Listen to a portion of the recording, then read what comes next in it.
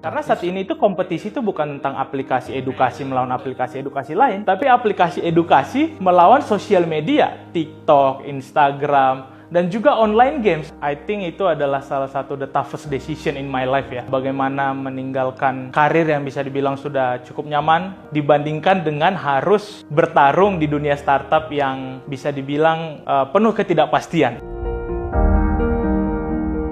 Perkenalkan, nama saya Yuda Pratama Situmorang, berasal dari Pematang Siantar, Sumatera Utara. Orang tua itu pernah berpesan kepada saya, pendidikan adalah satu-satunya cara terstruktur kalau kami ingin mengubah nasib kami. Saya melihat bahwa tambangan dan perminyakan itu adalah dunia yang sangat menarik, dan juga karena Indonesia memiliki resource yang cukup besar di dalam pertambangannya, makanya saya memutuskan, wah, sepertinya saya harus kerja di tambang nih, dan bisa masuk ke teknik geologi itu seperti mimpi jadi nyata lah pada saat itu.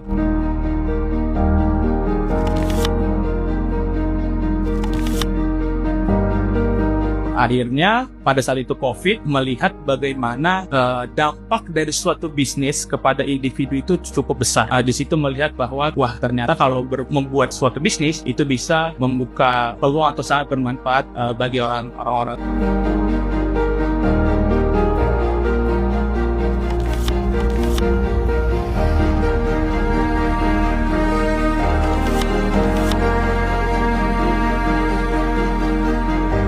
Bisa dibilang that was the toughest decision in my life, Mas. Karena memang kalau kita lihat, tambang itu adalah dream job saya juga pada saat itu, dan juga dengan segala kenyamanannya, dan saya juga masuk ke tambang itu dari jalur manajemen trainee, dipersiapkan untuk menjadi pemimpin di perusahaan pada saat itu, dibandingkan dengan dunia startup yang penuh dengan ketidakpastian. Dan juga pressure itu bertambah banyak ketika melihat lulus MBA, banyak teman-teman yang memperoleh job, high paying job lah bisa dibilang, dibanding saya yang harus merintis startup dari nol.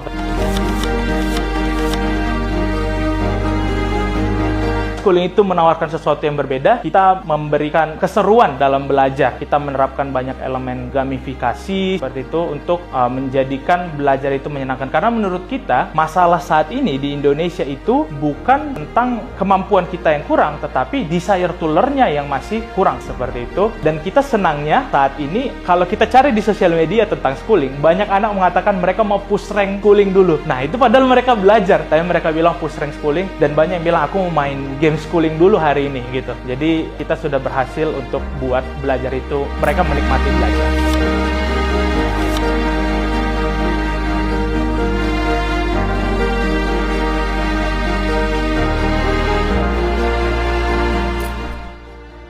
Dan akhirnya juga bisa mendirikan schooling, semua itu pintu dibuka